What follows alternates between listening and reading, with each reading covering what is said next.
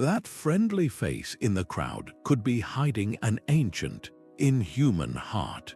We are surrounded by legends of perfect deception, where gods, monsters, and spirits mastered the art of disguise to walk unseen in our world. By the end of this journey, you will see mythology as a secret language for understanding our deepest fears about trust and identity. We will uncover why a Japanese fox spirit chooses the form of a beautiful woman and what a wandering old man in Norse legends is really searching for. These stories reveal that the most dangerous monsters are not the ones that lurk in the shadows, but the ones that learn to wear a smile. What kind of creature do you think would be the hardest to spot living next door? Disguise is perhaps the oldest trick in the mythological book, not just for a cheap scare, but as a profound tool to dissect the very nature of reality. Think about the fundamental fears every society has ever faced: the fear of the stranger at the gate, the fear that a sudden storm or a failed harvest was a deliberate, malicious act. Mythology gave these abstract anxieties a face, and then it taught that face how to smile.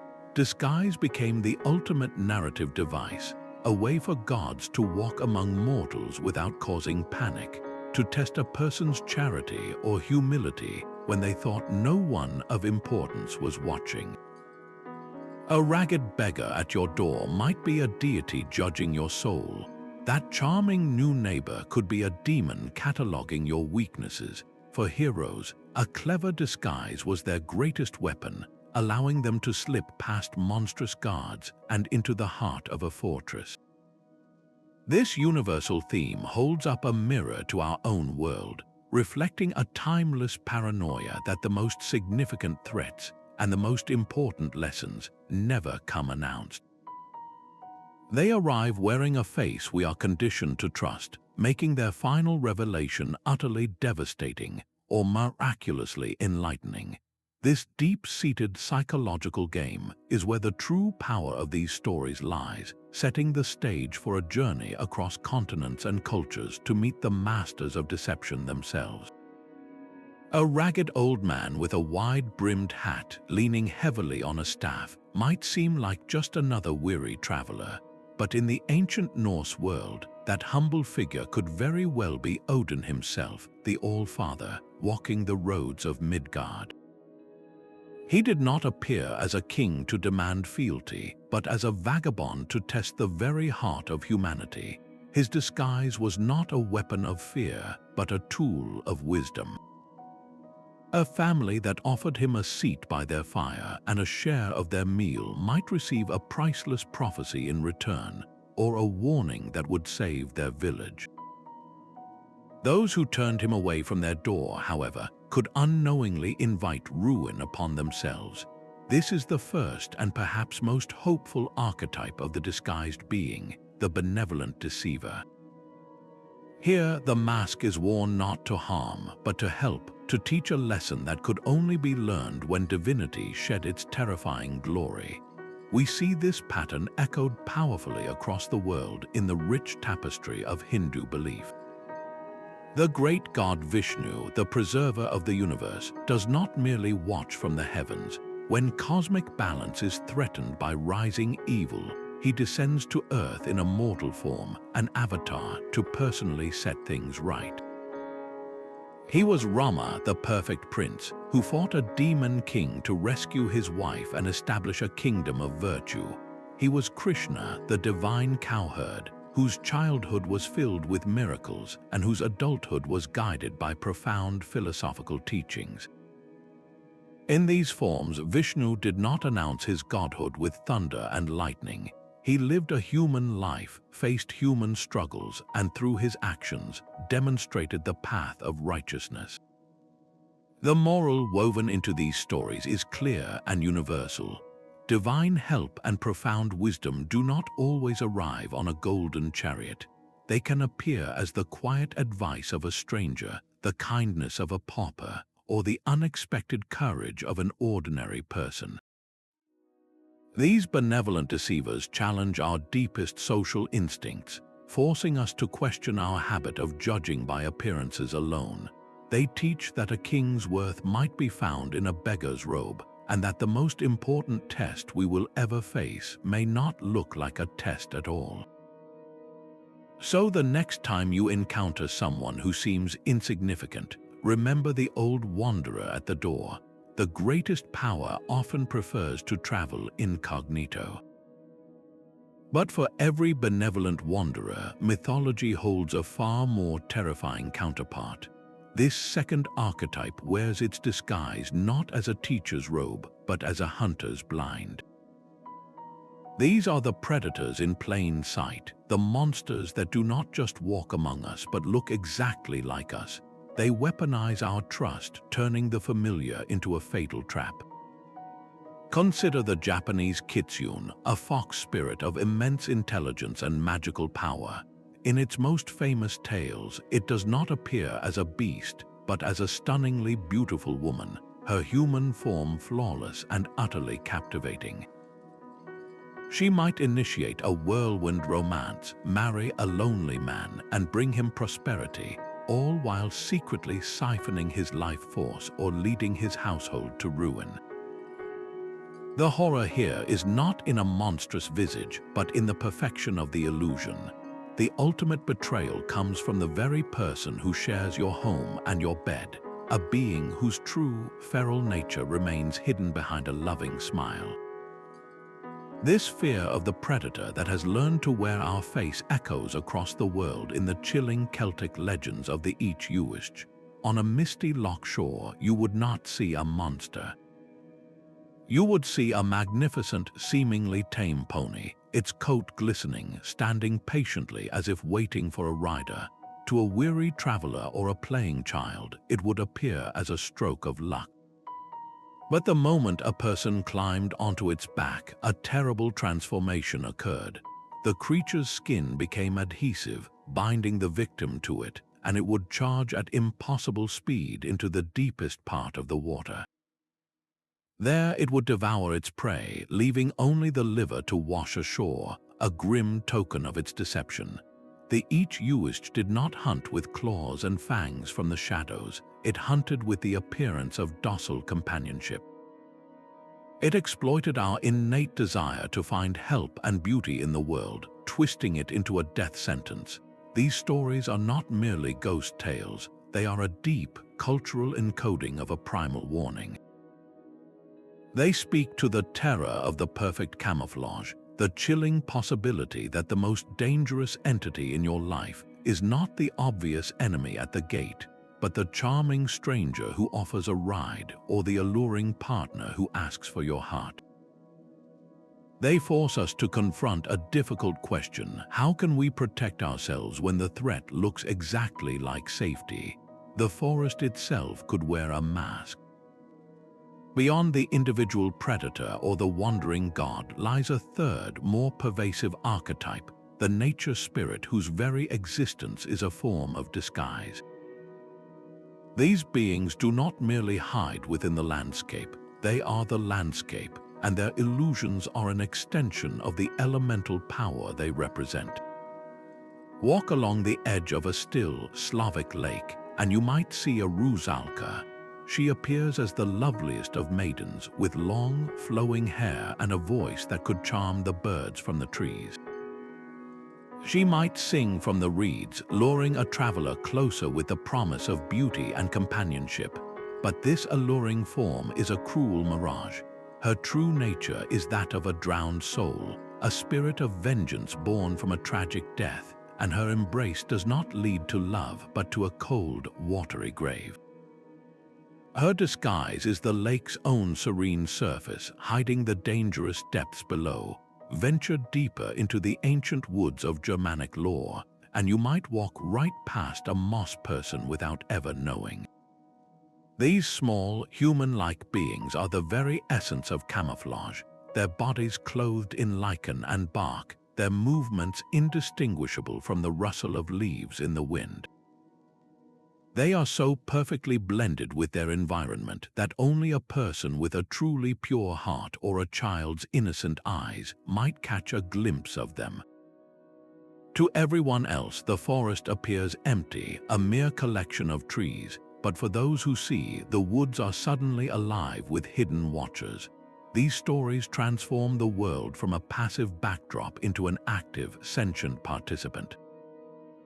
A sudden mist was not just weather, it could be the breath of a hidden spirit. A twisted tree root that caused a fall was not an accident but a deliberate tripping hand. This personification of nature through disguise served a profound, practical purpose. It taught a vital lesson in respect. You do not pollute a river because the river might be a goddess. You do not recklessly chop down an ancient tree because the tree might be home to a protective spirit. The world was not a resource to be exploited, but a community of powerful, often invisible beings who demanded courtesy. The disguise of the nature spirit was a constant, humbling reminder that the wilderness was not tame, and that its true face, whether benevolent or wrathful, was always just beneath the surface. No pantheon elevated the art of divine disguise to such dramatic and unsettling heights as the gods of ancient Greece. Their transformations were not subtle tests of character, but bold, often terrifying displays of absolute power. Zeus, the king of the gods, was a master of metamorphosis, his disguises a weapon in his relentless pursuits. He did not appear as a humble wanderer. He became a swan, a bull, a shower of gold, each form a beautiful, impossible trap designed to ensnare a mortal woman. These stories are not romantic fairy tales, they are stark illustrations of a terrifying power imbalance. For the human target, there was no question of consent, no chance to refuse a god who could reshape reality itself. The disguise was not about hiding his identity to be polite. It was about achieving his goal by any means necessary, leaving the mortal utterly helpless before a force they could not comprehend or resist. Yet this divine deception also had a guiding hand. The goddess Athena, embodiment of wisdom and strategy, was Odysseus's greatest ally during his long voyage home. But she rarely appeared to him in her full divine splendor. More often, she was a seasoned captain offering advice on a stormy shore, or a young shepherd boy pointing the way. Her disguises were strategic, allowing her to impart crucial wisdom without overwhelming her chosen hero with her awe-inspiring presence. She met him where he was, in a form he could understand and trust, guiding his decisions while still honoring his free will. This duality captures the core of the Greek perspective. A god's disguise was a demonstration of the immense, unbridgeable gap between the immortal and the mortal. Whether the intent was predatory or protective, the power always remained firmly with the deity. The human was a pawn in a celestial game, their life forever altered by an encounter with a being who could be a golden lover one moment and a thunderous tyrant the next. These myths force us to confront the dark side of absolute power wearing a mask, a theme that would echo through countless other cultures in their own unique ways. Cold Norse winds carried more than just snow. They carried the whispered secrets of gods who walked in masks. Here, the art of disguise was woven into the very fabric of the cosmos, a tool wielded by two vastly different hands for purposes that defined their world. Odin, the All-Father, was a king who abandoned his throne not for conquest but for knowledge. He wandered the 9 realms not as a gleaming monarch, but as a ragged old man they called the Grey Wanderer, his single eye shadowed by a wide-brimmed hat. He was the ultimate seeker, a divine spy in the human world. His disguises were his instruments. He would sit by a fireside as a weary traveler, listening for a fragment of a forgotten saga. He would appear as a witch to learn secrets only women knew, or as a ferryman to glean wisdom from those who crossed between worlds. For Odin, every deception was a step on a desperate path toward preventing Ragnarok, the twilight of the gods. He sacrificed his eye for a drink from the well of wisdom, and he would sacrifice his royal dignity just as easily, proving that in the Norse worldview, true power was not in commanding obedience, but in the relentless, humbling pursuit of understanding. Yet for every step Odin took in his solemn quest, his blood brother Loki danced in the opposite direction. Where Odin's disguises were deliberate and purposeful, Loki's shapeshifting was pure, chaotic impulse. He was the fluid heart of unpredictability, changing his form as easily as others changed their minds. His deceptions were not for wisdom, but for the sheer thrill of the game. He could be a fly buzzing in a rival's ear, a salmon leaping in a stream, or a mare so alluring that he distracted a giant's powerful steed, a trick that resulted in him later giving birth to the eight-legged horse Sleipnir. This act alone shatters any simple categorization of his character. His lies could save the gods from a disastrous bargain one day and orchestrate the death of their most beloved member the next. He built the walls of Asgard through a clever ruse, and he engineered the murder of Baldur with a mistletoe dart. Loki's disguises embody the Norse understanding of chaos itself, a force that is neither purely good nor evil, but is essential to the cycle of creation and destruction. Together, Odin and Loki present a complete picture. One god uses the mask to uncover truth and delay the end, while the other wears masks so fluid and numerous that he ultimately becomes the catalyst for that very end. Their intertwined stories ask us a difficult question: can order ever truly exist without its chaotic, shape-shifting counterpart? While the gods of Greece and Scandinavia walked among mortals in human guises, the deities of ancient Egypt presented a different kind of puzzle.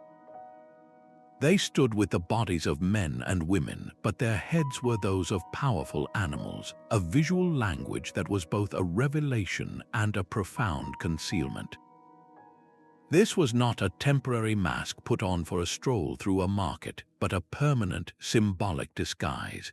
Their hybrid forms were a brilliant solution to an impossible problem. How do you make the incomprehensible nature of a god visible to the human mind? The answer was to use the familiar world as a code. The jackal, a creature seen prowling the edges of the desert where the dead were buried, became the face of Anubis. His long, sharp muzzle and tall ears were not a literal depiction of the god, but a symbolic disguise. It hid his true, overwhelming divine essence while simultaneously revealing his core function to every Egyptian who looked upon him. He was the guardian of the necropolis, the protector of tombs, the one who guided souls into the afterlife.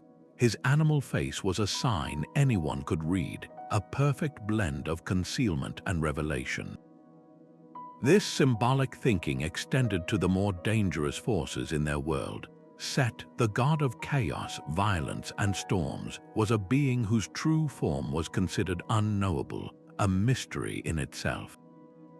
He was often shown with the head of a creature that does not exist, the Set animal, a beast with a curved snout and square ears.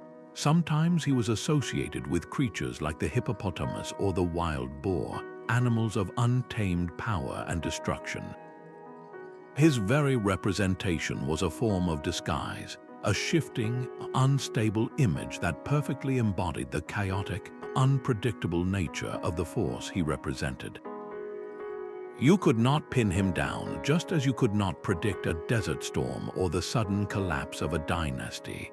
The Egyptians understood that to look upon a god's true face might shatter a mortal's soul.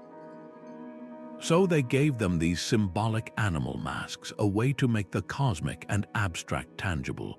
The fierce loyalty of a falcon spoke of Horus's kingship. The nurturing strength of a cow represented Hatha's motherhood. The clever, hidden nature of the ibis reflected Thoth's wisdom. Every animal feature was a carefully chosen word in a silent, sacred language, allowing an entire civilization to grasp the ungraspable by dressing their gods in the skins of the world they ruled. The oldest stories humanity ever wrote down are filled with shadows that move. In the dusty plains of ancient Mesopotamia, where the very concept of myth was being carved into clay, the line between a god and a demon was often just a matter of perspective and a clever disguise. Here, in the world of Sumer and Babylon, the art of concealment was not a parlor trick. It was a fundamental tactic in the eternal war between cosmic order and primal chaos. Consider the demoness Lamashtu, a name that would have struck terror into the heart of any parent. She was not a monster that roared in the night. She was the silent, creeping dread that slipped past the door. Lamashtu was the personification of infant mortality and disease, and her greatest weapon was her ability to disguise herself to enter a home. She might appear as a harmless wanderer or something even more benign, all to get close enough to steal a newborn from its cradle. Her disguise exploited the most basic human need, hospitality and safety within one's own walls, turning the home into a vulnerable front line in a spiritual war. This was a raw, ancient fear given a face and a method, a foundational blueprint for every creature that would later lurk under the bed or in the closet. But chaos could also wear a much larger, more terrifying form. In the great creation epic, the Enuma Elish, the world began with a conflict against the ultimate embodiment of chaos, the primordial goddess Tiamat, a being of salt water who took the form of a massive, monstrous dragon.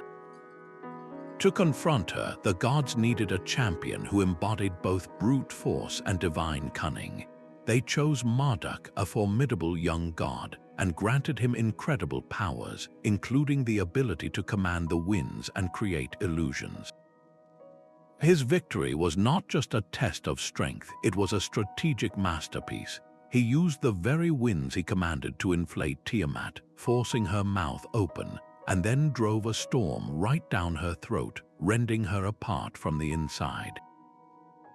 While not a disguise in the traditional sense, Marduk's triumph was an act of profound deception, using Tiamat's own immense power and form against her. He did not meet chaos head-on with equal chaos. He outsmarted it, imposing order through a clever, almost surgical strike. This theme of divine trickery echoed through the halls of the gods themselves. The Mesopotamian Pantheon was a reflection of the world's first city-states, complete with all their political intrigue, ambition, and shifting alliances. Gods frequently concealed their true plans from one another, scheming and plotting in the same way human rulers did. A decision made in the divine council might be a carefully constructed lie to gain an advantage, and a promise of support could easily be a mask for a coming betrayal. The disguises in these stories are not subtle psychological tests. They are desperate, fundamental tools for survival in a universe that felt perpetually on the brink. They address the core anxieties of a fragile civilization, the fear of a sudden plague, the loss of a child, the collapse of a kingdom into violence. Every disguised demon at the door and every scheming god on high was an attempt to explain the unexplainable forces that could wipe away a life, a family, or an entire empire in the blink of an eye. These are the oldest layers of the foundation upon which all our later monster stories were built. Across the vast ocean, the mythologies of the Americas reveal a world where transformation is not a special power, but a fundamental law of existence. Here, the boundary between a person and a wolf, a raven, or a gust of wind is not a solid wall, but a thin, shimmering veil. In the deserts and canyons of the Navajo people, this fluidity takes its most terrifying form, the Skinwalker. This is not a benign spirit, but a human witch who has gained immense power through a dark ritual, the ultimate perversion of a sacred connection to the natural world. A skinwalker can put on the hide of any animal, most often a coyote, wolf, or crow, and become that creature, moving with unnatural speed and silence. The horror lies in the complete violation of trust, for a skinwalker is always someone from within the community, a neighbor or even a relative who has turned to malevolence. The friendly dog nosing around your hogan at dusk could be a witch gathering a personal item to use in a curse. The owl calling from the mesa might be a spy. This legend enforces a powerful social code, teaching that the greatest danger can come from within, from those who have twisted the sacred bonds of kinship and nature into a weapon. Yet in the same broad landscape, transformation serves a completely opposite purpose.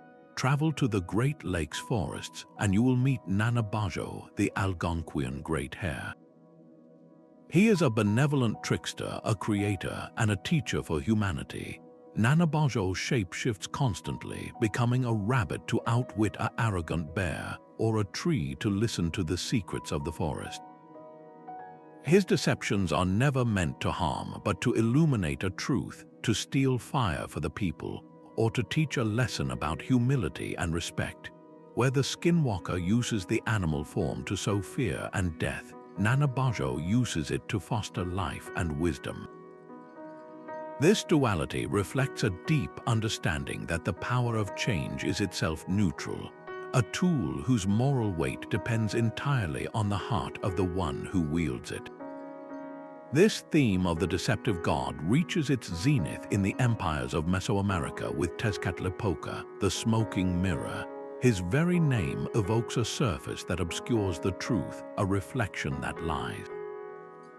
He was a god of destiny and sorcery, a rival to the feathered serpent Quetzalcoatl, and his greatest weapon was his mastery over illusion. He would descend to the mortal world in countless disguises, appearing as a humble slave or a handsome warrior to test the character of a king. He might offer a ruler a moment of perfect happiness, only to snatch it away and reveal its fleeting nature, or he might challenge a rival to a contest of power, concealing his divine identity until the moment of his victory. Tezcatlipoca was the embodiment of unpredictable fate, the force that reminds even the most powerful emperor that their throne was built on shifting sands. From the malevolent witch to the benevolent rabbit to the inscrutable god, these American stories are all deeply rooted in the land itself. They spring from a worldview that sees a living spirit in every rock, river, and creature, a reality where putting on an animal's skin is not just a disguise, but a way of stepping into an entire different way of knowing. The permeable boundary between forms is a reminder that we are not separate from nature, but a single, interconnected part of its vast, ever-changing tapestry. A leaf fluttering on the wind might not be a leaf at all. In the forests of Japan, it could be the magical tool of a tanuki, a plump, cheerful raccoon dog spirit whose greatest joy is a well-executed prank. This creature does not transform to hunt or to teach a solemn lesson, but to create chaos for the sheer fun of it. A traveler might lean their weary body against a large, inviting rock, only to have it suddenly shrink and scamper away as the tanuki, cackling with glee, reveals its true form. It could pose as a glowing lantern to lead a person off the path, or even take the shape of a teapot, patiently waiting to be placed over a fire before sprouting legs and dashing away. Its magic is often tied to leaves, using them as a focal point for its transformations, a whimsical detail that makes its power feel both earthy and playful. The tanuki represents a different kind of deception, one rooted not in malice, but in an irrepressible, chaotic humor that reminds everyone not to take the world or themselves too seriously. Yet, just across the sea, a similar creature carries a far more complex and dangerous reputation. In Chinese folklore, the Huli Jing is a fox spirit of immense power, a being that grows wiser and more potent with every century it lives. Unlike the tanuki's fleeting pranks, the Erosion disguises are masterpieces of sustained illusion. It could spend decades, even generations, living within a human family, appearing as a beautiful wife or a wise scholar. Its goals are rarely simple mischief. A Erosion might seek to drain a person's life force to fuel its own cultivation toward immortality, or it might involve itself in the intricate politics of a household, manipulating emotions and events to secure its own position. Its long life gives it a patience that a mortal can scarcely comprehend, allowing it to weave webs of influence that span human lifetimes. The horror here is not a sudden reveal of claws and fangs, but the slow, chilling realization that the person you loved and trusted for 20 years was never human at all, but an ancient intelligence wearing a skin, playing a long game for rewards you cannot even imagine.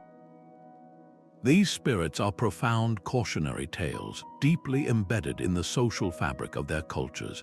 The tanuki's antics warn against naivete and the folly of believing every comfort you find. The Erosion, however, speaks directly to the dangers of unchecked desire and ambition.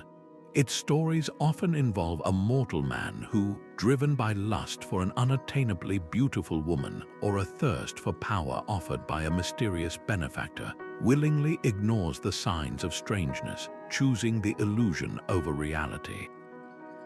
The consequence of this interaction is not always immediate death, but a more subtle decay, a corruption of the soul or the ruination of a family's honor that echoes for generations.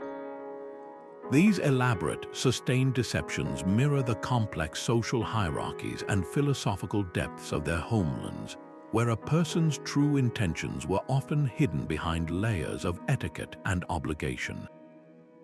In such a world, the most perfect disguise was not that of a monster, but of a flawless member of society itself.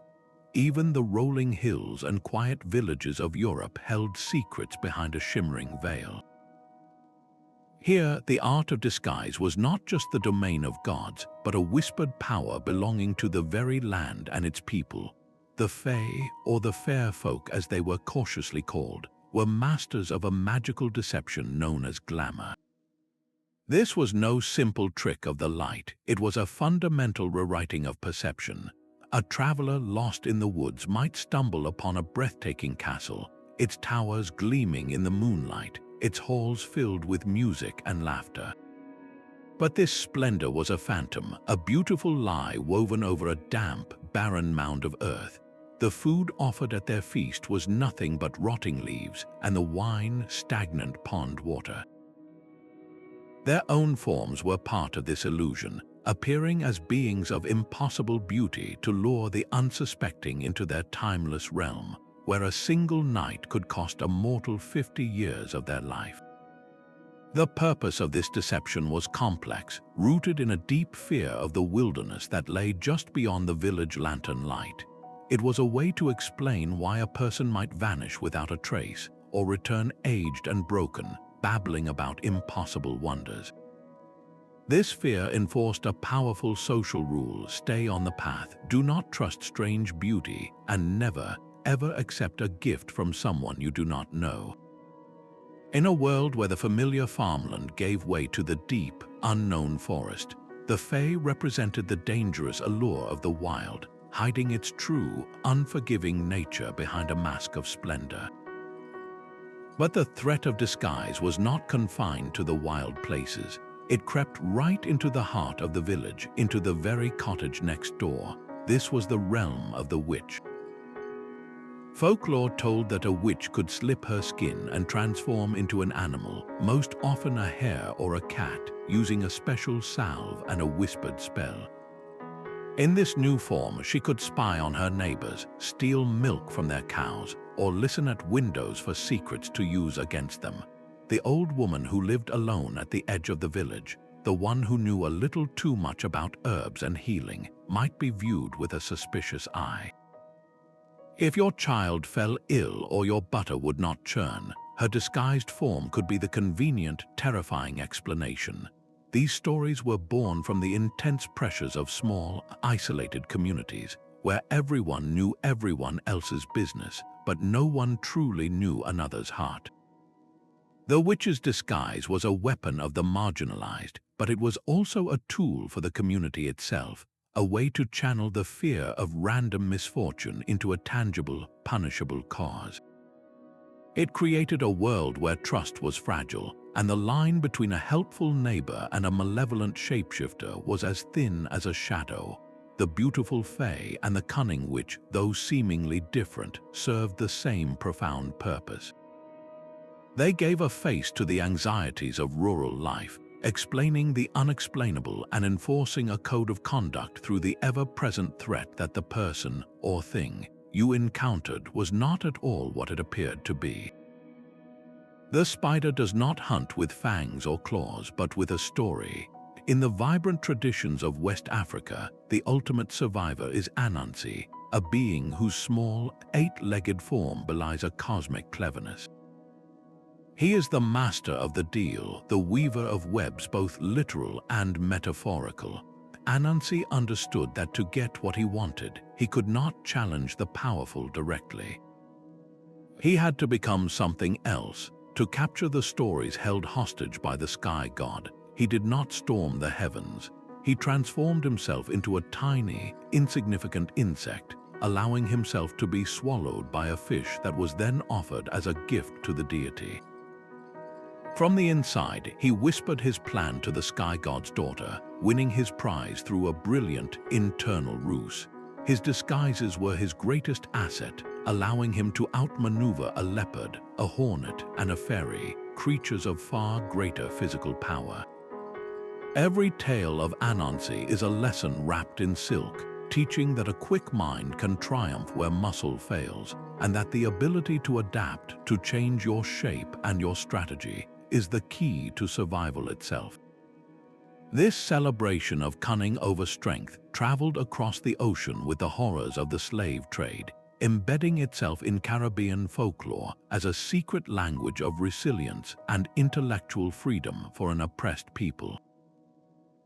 On the other side of the world, the Australian continent holds a different kind of shape-shifter, one whose power is as deep as the earth and as fluid as the rainbow that gives it its name. The rainbow serpent is a creator deity, a being of immense life-giving and life-taking power that courses through the land itself. It does not merely wear a disguise, its very nature is transformative. It can appear as the rainbow arching across the sky, a sign of its movement between waterholes, the sacred sites it created in the dream time. It might manifest as an ancient, weathered rock formation, its true serpentine form hidden for millennia. This constant shifting between states, from water to land to sky, is not deception for personal gain, but an expression of its fundamental role as the shaper of the world. The rainbow serpent's power is always present, yet always just beneath the surface, a reminder that the land is alive, conscious, and demands respect. To pollute a waterhole is to offend the serpent. To disrespect the ancient features of the landscape is to awaken its terrible, flooding wrath. Here, disguise is not a tactic, but a fundamental aspect of sacred power, a way for the land to both reveal and conceal its true, awesome nature. Together, these trickster figures from Africa and Oceania complete a global picture. They show us that the mask is not always worn for fear or predation. Sometimes it is the essential tool of the small against the large, the clever against the brutal, the creative force against the formless void. They teach that the world itself might be a kind of disguise, its familiar face hiding a deeper, more potent truth waiting just below the skin of reality. Our minds are hardwired to find the face in the clouds or the monster in the shadows. This instinct has a name, pareidolia, the human tendency to see familiar patterns, especially faces, in random or ambiguous information.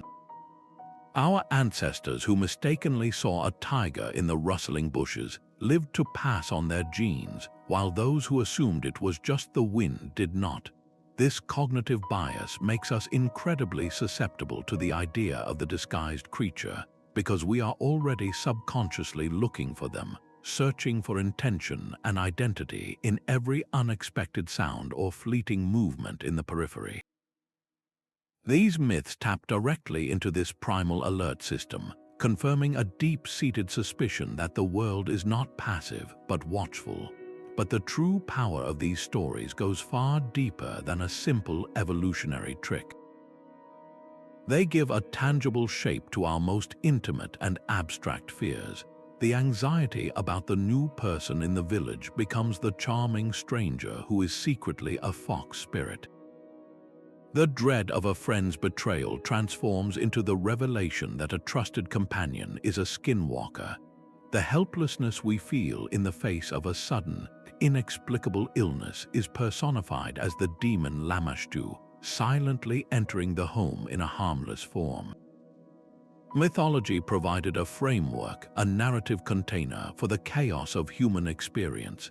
By projecting these internal fears onto an external, monstrous figure, our ancestors gained a crucial sense of agency. You cannot fight a vague sense of paranoia, but you can learn the rules to spot a fae's glamour or the signs of a Huli Jing's presence. You can hang protective herbs on your door or offer respect to the wandering old man. The disguised creature in all its forms is not just a monster, it is a profound psychological tool. It is the embodiment of the question we all ask when we look at a smiling face: who are you, really? And more terrifyingly, what are you capable of? These stories, refined over thousands of years, are our collective attempt to answer that question, to draw a map of the treacherous, beautiful, and endlessly deceptive world we live in. The true identity of a mythological creature is often the culture that birthed it. These stories of deception function as a secret language, a cultural code that, when deciphered, reveals a society's deepest fears and most cherished values. A civilization perpetually threatened by invasion will populate its folklore with creatures that flawlessly mimic the appearance and language of its enemies, a narrative embodiment of the fear that the threat is already inside the gates. Conversely, a culture built on a rigid social hierarchy, where the wealthy and powerful are separated from the destitute, will tell stories of gods who wander as ragged beggars. These tales test the charity of the rich and the compassion of the poor, reinforcing a moral code that values humility and kindness over worldly status. The specific form a disguise takes is never arbitrary. Why does the predator so often wear the face of a beautiful woman? This archetype speaks directly to ancient anxieties about female agency, desire, and the perceived dangers of untamed allure, channeling societal fears about the power of attraction into a supernatural warning. Why is the wise guide so frequently an old man? This reflects a traditional veneration for age and experience, while simultaneously testing whether that respect is genuinely given or merely performative. Even the choice of animal is a deliberate clue. A culture that relies on the sea will have sea monsters that disguise themselves as islands or beautiful sirens, reflecting a practical terror of the ocean's deceptive calm. An agricultural society will fear spirits that mimic the bounty of the harvest, turning life-giving wheat into a poisonous illusion. When we analyze these disguises, we are not just cataloging monsters, we are reading a profound social document. We see what a society considered the ideal form, the trustworthy face, and the most terrifying violation of that trust. These myths were the ancient world's way of debating its own rules, of wrestling with its contradictions, and of teaching its children who to trust and who to fear. The monster in the story is rarely just a monster. It is a walking, talking manifestation of a community's collective nightmare, a perfectly crafted key to understanding the locked doors of the human past. Deep in the ancient woods of Slavic lore, a traveler does not find a monster, but a riddle wrapped in flesh and bone. Baba Yaga waits in her hut perched on giant chicken legs, a dwelling that spins and dances at her command, its very entrance a test of courage and wit. Her appearance is a calculated horror, a gaunt and bony crone with iron teeth that screech when she eats. She flies not on a broom, but seated in a giant mortar, using the pestle as a rudder to tear through the treetops.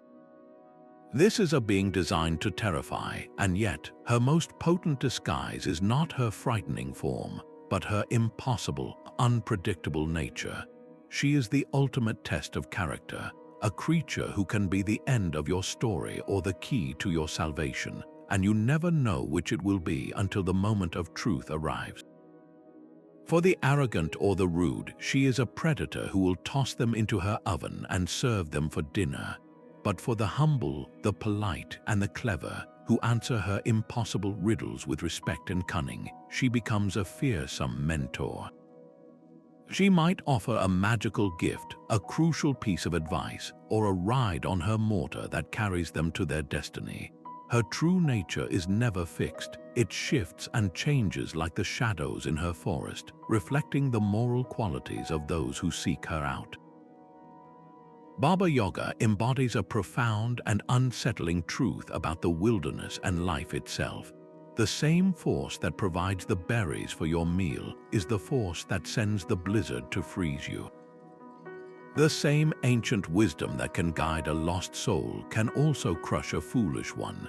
She is the wild, untamable world personified, teaching that help and harm are not always opposites, but can be two faces of the very same ancient power. You approach her not knowing if you will meet a villain or a guide, and that terrifying suspense is the very heart of her enduring legend.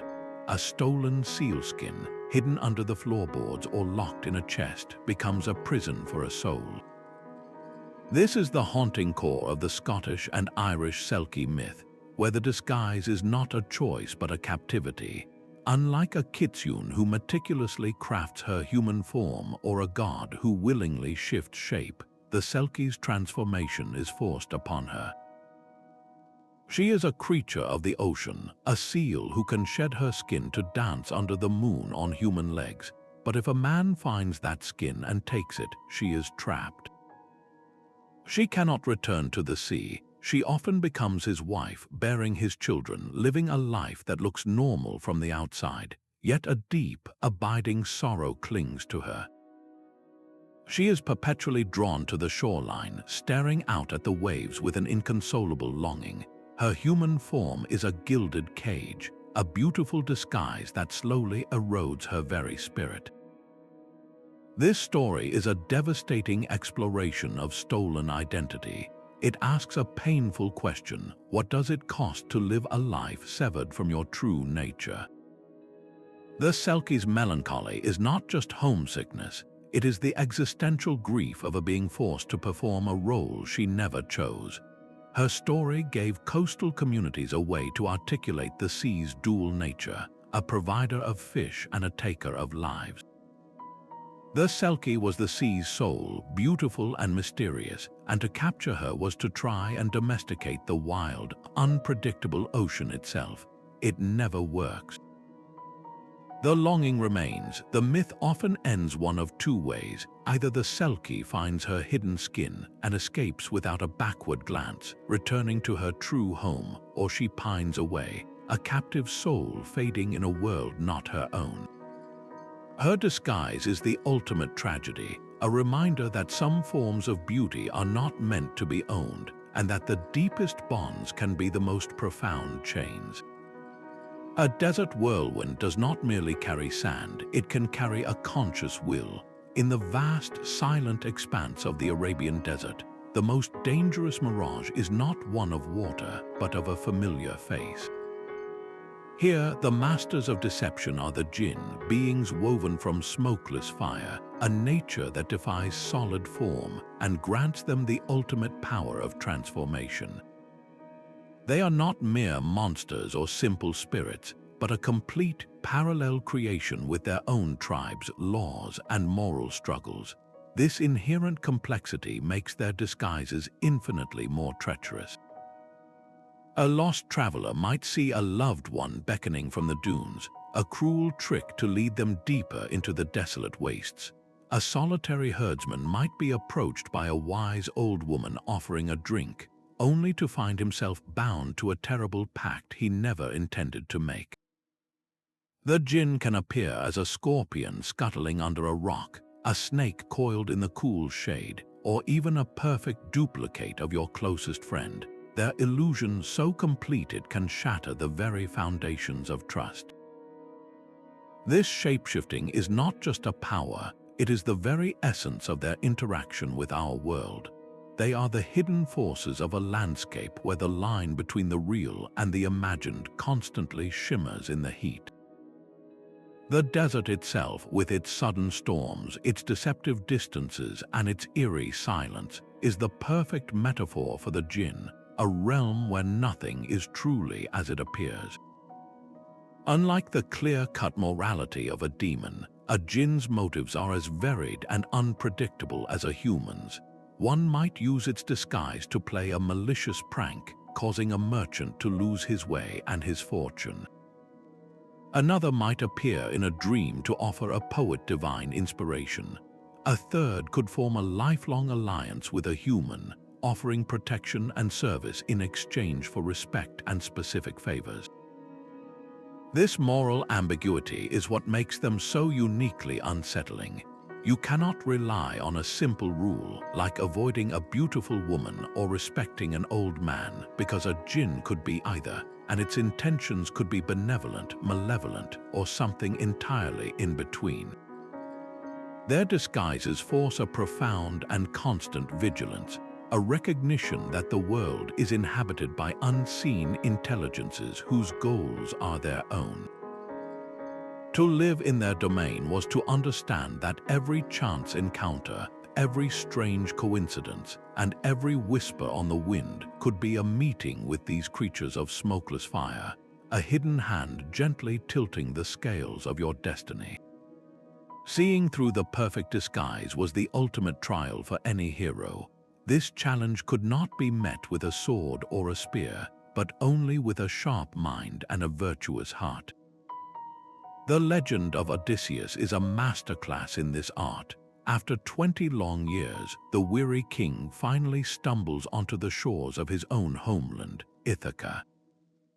He is ragged, alone, and unsure of who to trust. The goddess Athena, his greatest ally, does not appear to him in her divine splendor.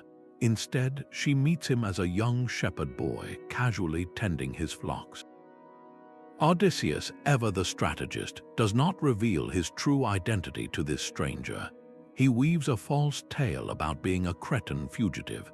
It is only through their careful, probing conversation, a delicate dance of words and observation, that Odysseus begins to sense something more in the youth's wise counsel and penetrating questions.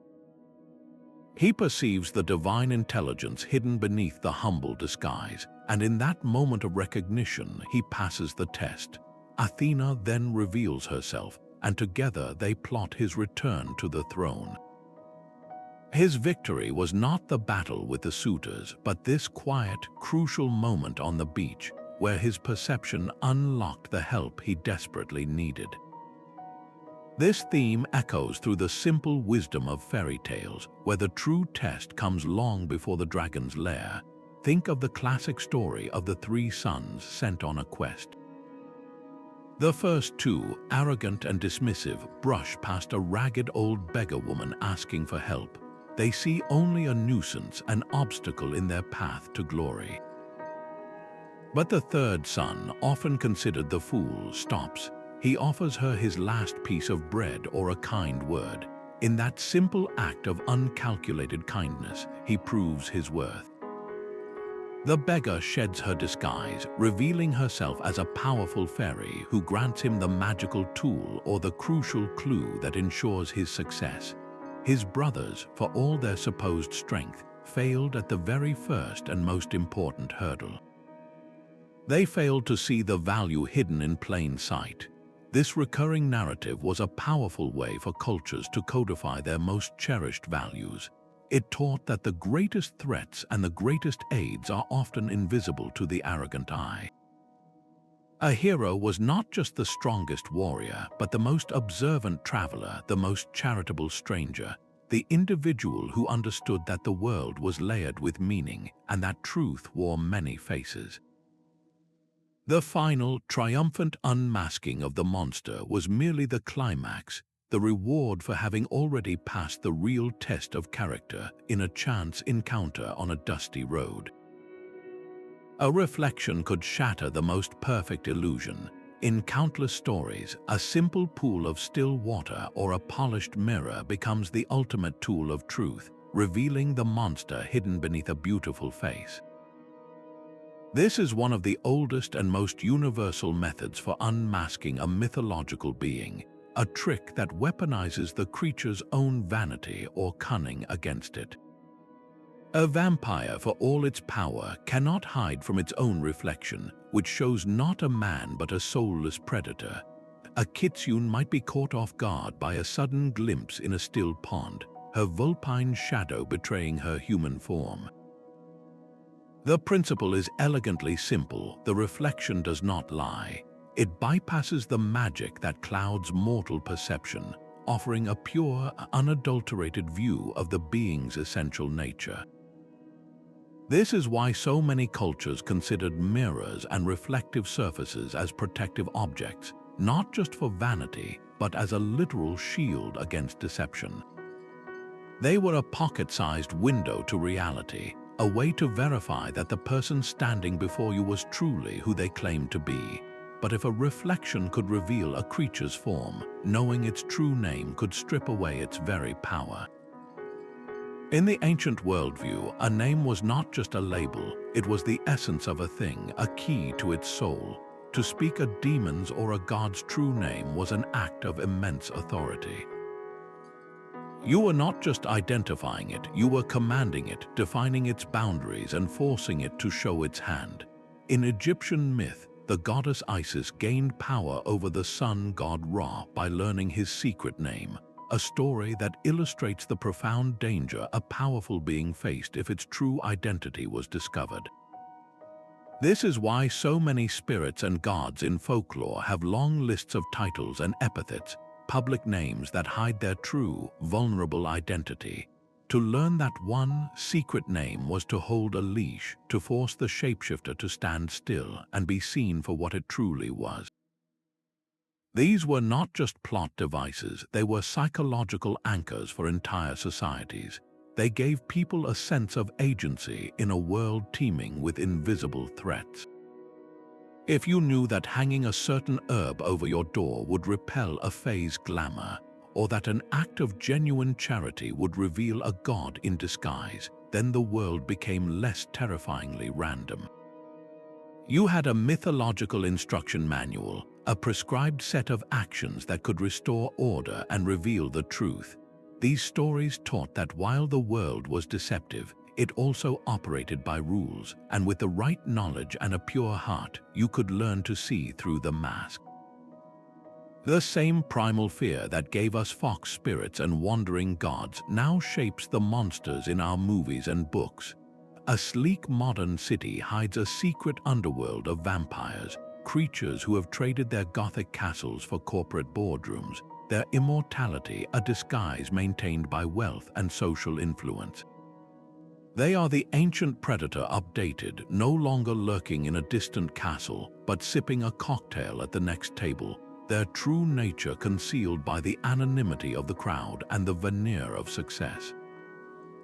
Science fiction gives us the ultimate outsider, the shape-shifting alien who can replicate a human form down to the last detail. The horror here is not of a beast, but of a perfect copy, a being that has infiltrated our society so completely that the very concept of us and them dissolves into paranoia. Is your coworker truly human, or is their flesh a mask for a consciousness from the stars? This fear finds its most chilling, realistic expression in the psychological thriller where the monster wears no supernatural mask at all. The charming, unassuming neighbor who is later revealed to be a serial killer is perhaps the most direct descendant of the mythological predator. He weaponizes our trust in community, our belief that we can recognize evil when we see it. His disguise is his normality, his friendly wave from across the street, his offer to water your plants while you are away. These modern narratives are not new inventions, they are the latest iteration of a timeless human anxiety.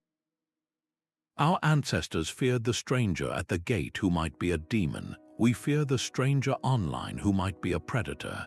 They worried a beautiful woman might be a spirit draining their life force. We see that same archetype in the seductive, manipulative villain of a spy novel. The core terror remains identical, the unsettling idea that the most significant threat is not the obvious one roaring in the distance, but the one that has already learned our customs, our language, and our smiles.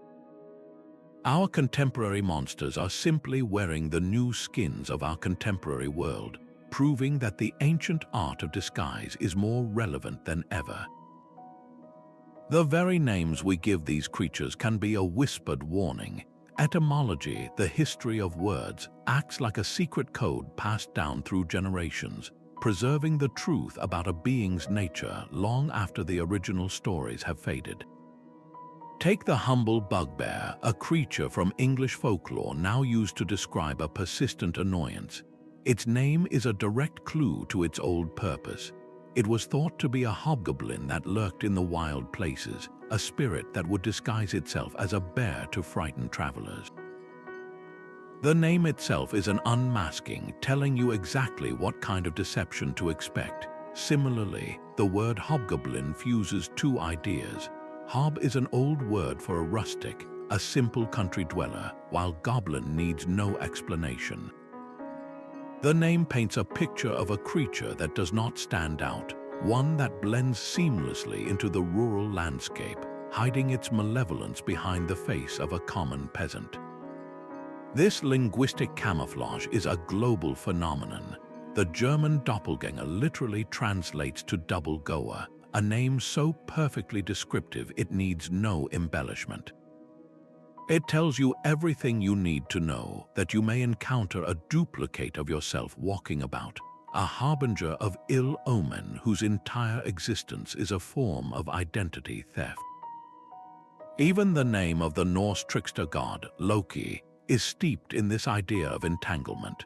Many scholars link it to words meaning lock or knot, perfectly capturing his role as a being who ties the fates of gods and mortals into impossible, messy tangles through his lies and deceptions. He is the complication made flesh, his very name a warning of the convoluted schemes he will weave.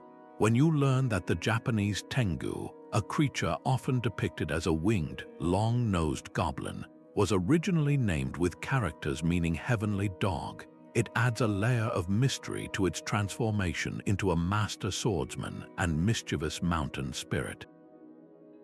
The name is a fossil of an older understanding, a clue that its story and its disguises have evolved over centuries.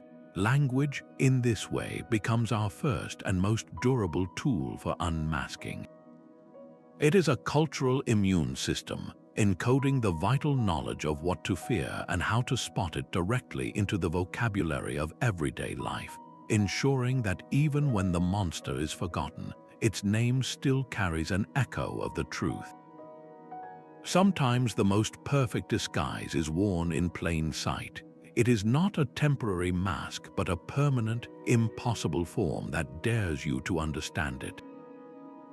This is the symbolic disguise where a creature's very body is a riddle, and to misread its meaning is to die. The Sphinx did not lurk in the shadows. She sat proudly on the road to Thebes, her body a lion's, her wings an eagle's, and her face a woman's. This form was not a random monstrosity, but a deliberate, elegant lie of nature. She presented a hybrid body as a single, coherent entity, and her famous question, what walks on 4 legs in the morning, 2 at noon, and 3 in the evening, was merely the verbal echo of her physical paradox. To look at her was to face the riddle itself, a being that defied simple categorization. The answer, man, was not just a solution to a word game. It was the key to seeing through her symbolic disguise, to understanding that the monstrous composite before you was, in essence, a reflection of the human journey. To fail was to be devoured, not by a mindless beast, but by a concept you failed to decipher. This theme of the body as a complex falsehood reaches its peak with the chimera, a creature literally stitched together from a lion, a goat, and a serpent. Its existence was a biological lie, a walking impossibility that breathed fire and terrorized the land of Lycia. Its power came from its incoherence, from the fact that it should not be. You could not fight it by recognizing a single animal. You had to confront the entire, unnatural amalgamation at once. Its defeat required a similarly impossible solution: the hero Bellerophon riding the winged horse Pegasus to attack it from the one domain it did not command, the air. The monster's form was a statement, and its downfall was the counter-argument. But perhaps the most psychologically potent of these symbolic disguises was the Minotaur, the bull-headed man trapped within the endless twists of the labyrinth. Here, the disguise works in reverse. It is not a monster pretending to be human, but a human consciousness imprisoned within a bestial form. King Minos's shame, the product of his own hubris and a divine punishment, was given a body and hidden away in a structure designed to confuse and conceal.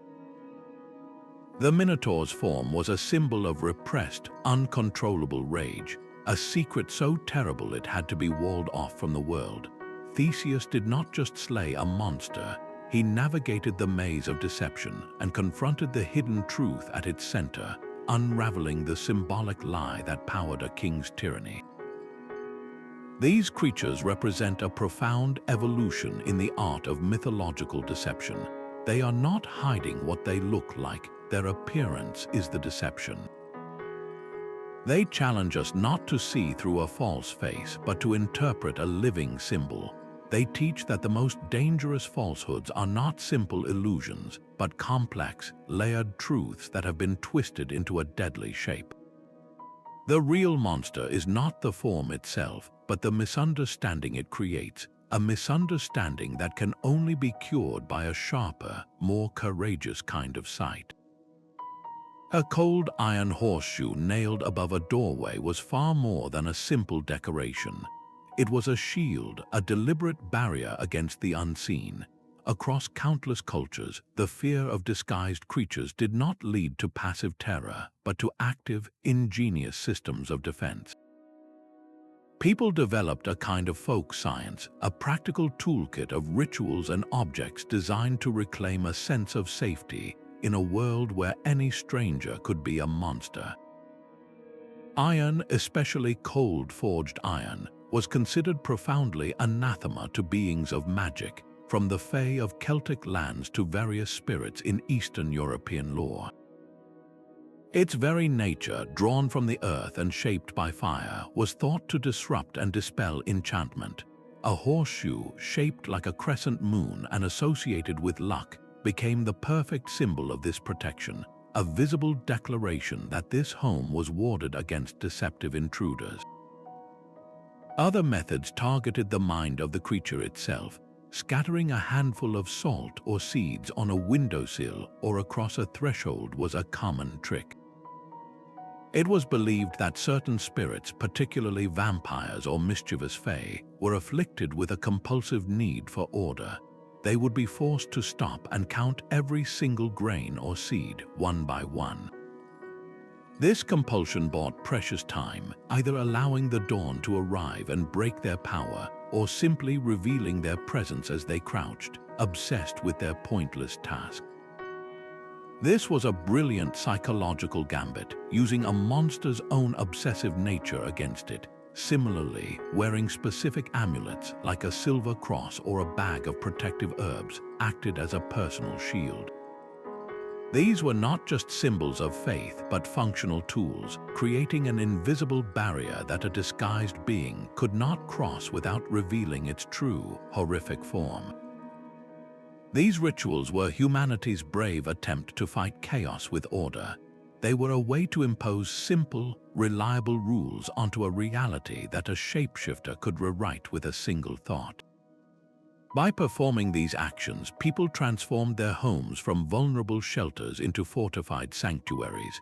They drew a line in the sand or the salt and declared that here the rules of deception would not apply.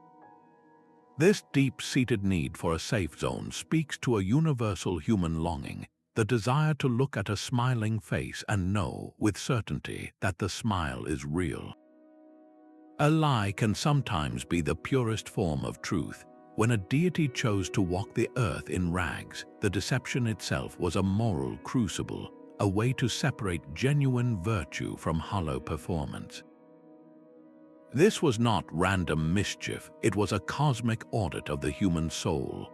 The proud king who turned away a beggar from his gates was not just refusing a meal, he was failing a test of his own worthiness, and his ensuing downfall served as a stark public lesson for the entire kingdom. In these stories, the disguise is a narrative scalpel, perfectly designed to cut through the layers of social status and reveal the raw character beneath. The reward for the compassionate peasant or the punishment for the arrogant noble was never a private affair. It was a spectacle meant to be witnessed and remembered, reinforcing the idea that the universe itself operated on a principle of moral balance. Even the chaos of a trickster had its place in this grand design. Loki's lies and deceptions, while often destructive, repeatedly forced the gods of Asgard to innovate and adapt. His most troublesome schemes became the very things that secured them powerful weapons or uncovered hidden weaknesses, proving that a certain amount of disorder was necessary to prevent a stagnant and brittle order. The frightening idea of a shapeshifter is thus transformed into a tool for societal maintenance. It teaches that the most important qualities, hospitality, humility, and kindness, must be practiced unconditionally, not just when in the presence of power. This moral framework turns the world from a random, terrifying place into one governed by a kind of narrative justice, where every chance encounter with a stranger holds the potential for a divine judgment, and every act of deception might just be leading you toward a truth you desperately needed to learn. The most terrifying prison is one you no longer recognize as a cage. This is the haunting fate of those who become lost in their own disguises, where the mask does not just conceal an identity but slowly erases it. A Selkie forced to live as a human wife may, over years of domestic routine, find the memory of the crashing waves growing faint.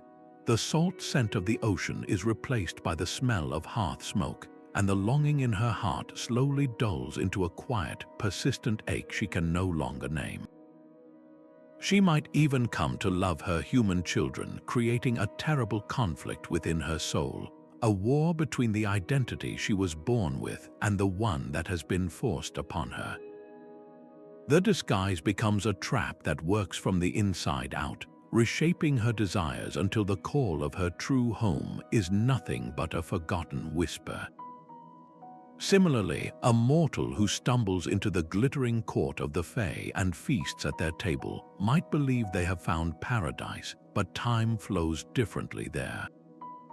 A single night of dancing under fairy lights could cost them 50 years of their life back in the human world. When they finally return, everyone they ever loved is gone, their home is a ruin, and the modern world is an alien, terrifying place. They are a ghost in their own life, an exile from both realms, forever changed by a beauty that was never real. The glamour did not just deceive their eyes, it rewrote their very soul, leaving them stranded between two worlds and belonging to neither. This theme injects a profound, aching sadness into the mythology of disguise. It is no longer just a story about a predator and its prey, but a tragic exploration of the fragility of the self. The ultimate danger is not being caught by a monster, but becoming one through a slow, willing surrender. It forces us to ask a difficult question: how much of ourselves are we willing to sacrifice for comfort, for love, or for a place to belong? These myths warn that the most perfect deception is the one we eventually come to believe ourselves, a fate where the loss is so complete we do not even remember what we have lost. These stories of disguised creatures are not relics of a superstitious past, but a living language we are still learning to speak. The enduring power of these myths lies in their ability to give form to the formless, to provide a narrative container for the anxieties that technology and science have not erased. We no longer fear a fox spirit in the new neighbor, but we absolutely understand the terror of a perfectly crafted online persona hiding a predator. The ancient warning of the charming stranger is now a lesson in digital literacy. Psychologists like Carl Jung recognized these patterns as archetypes, fundamental blueprints of the human psyche that emerge in our dreams and our stories. The wise old man, the predatory seductress, the benevolent trickster, these are not just character tropes, they are deep psychological currents that shape how we perceive the world and our place within it. When a modern writer creates a compelling villain who hides in plain sight, or a filmmaker crafts a story about an alien that can wear a human face, they are tapping directly into this ancient well. They are using the same symbolic tools our ancestors used, simply dressing them in the textures of our time. Our continued fascination is a form of collective self-analysis. By pulling back the mask on a kitsune or a skinwalker, we are not just unmasking a monster. We are attempting to unmask ourselves. We are asking why we are so quick to trust a familiar face, so susceptible to a beautiful lie, and so terrified of the hidden intentions in a smiling stranger.